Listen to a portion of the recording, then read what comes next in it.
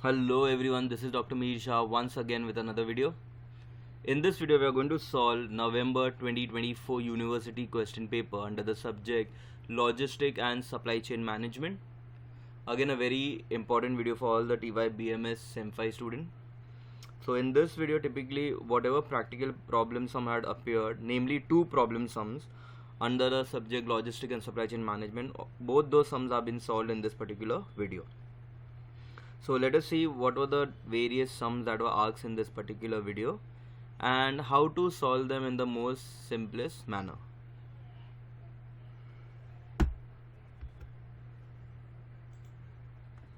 Okay, the very first question that was, I'm reading out, from the following data, calculate a 3-period weighted moving average with weights as 3 to 1.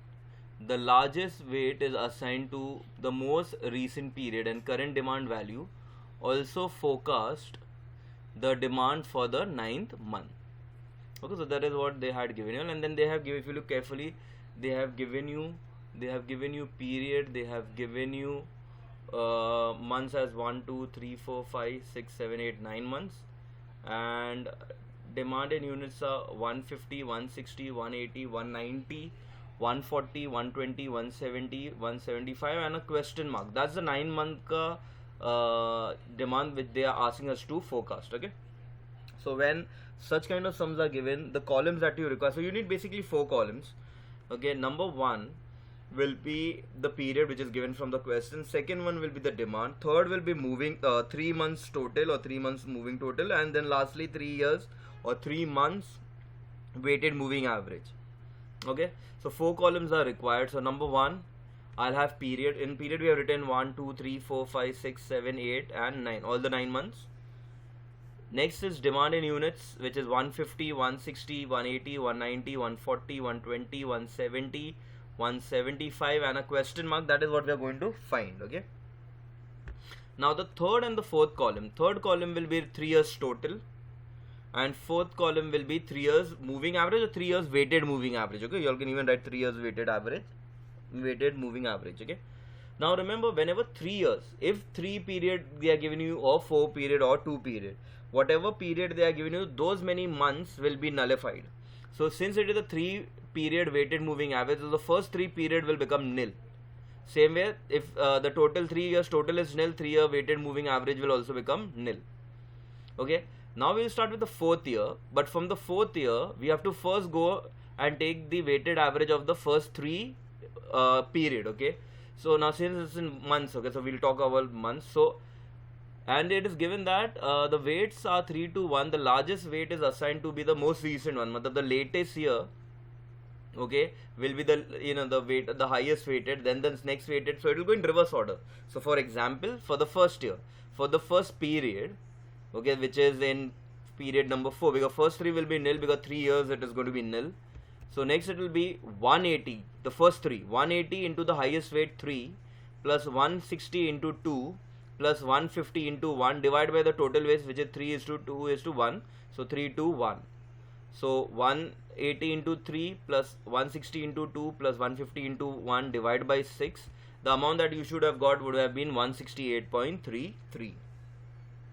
Okay, now the first is over. So now when we jump to the next one, okay, the next 3 we have to take. So next 3 may 150 is gone, so the next 3 will be 190, 180 and 160. 190 being the latest, so 190 into 3 plus 180 into 2 plus 160 into 1 divided by 6, the value will get as 181.67.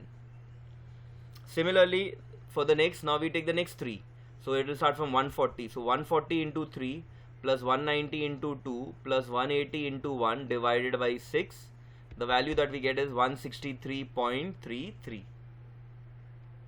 Similarly next, 120 into 3 plus 140 into 2 plus 190 into 1 divided by 3 plus 2 plus 1, that is 6, so we get the value as 138.5.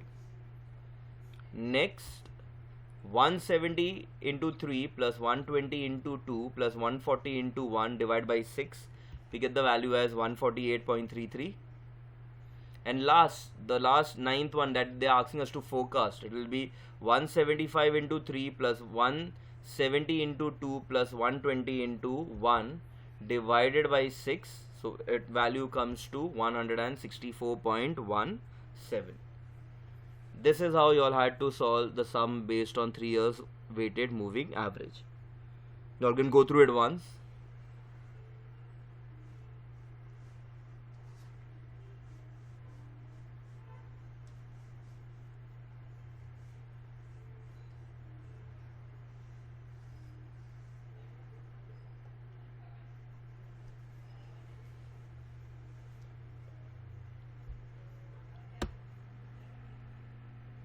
Okay, chalo, now we'll jump to the next sum which was asked in the question. I'm reading out that. Write a detailed note on reorder level and calculate the sum on reorder level. So the first part is you have to write a theoretical answer for that, a meaning of reorder level. Okay, so that can come from the same chapter, that is inventory management based pay. So answer you all can manage. We'll see the sum part. Okay, calculate reorder level. The daily consumption of raw material in the production process is 300 units. Lead time for delivery is 5 days, and company's policy is to keep safety stock equal to 6-day daily consumption. Calculates reorder level.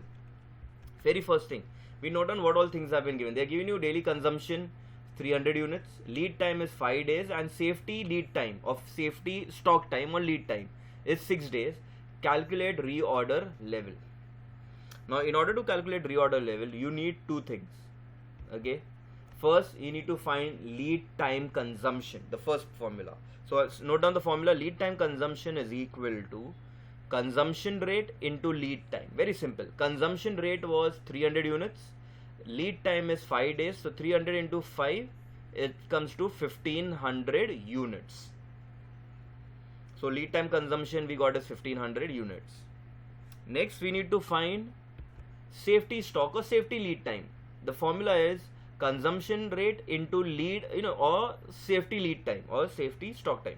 Okay, so consumption rate was again 300 units and the safety lead time given is 6 days. So 300 into 6, which comes to 1800 units. Once you get that, we can apply the main formula, that is reorder level. So reorder level is equal to lead time consumption, that is the first part, plus safety stock, that's the second part. So we add up 1500 plus 1800, it comes to 3300 units. So this is as simple as it can be. So this is how you all have to solve the sum based on reorder level. See, you all can go through it once.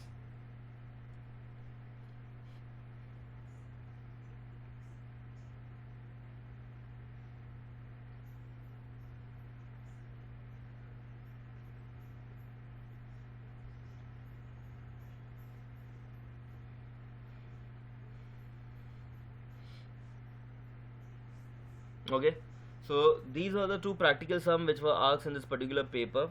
I hope all of you all have understood it. It's very simple. Chalo, with that we will be ending this video here. Thank you.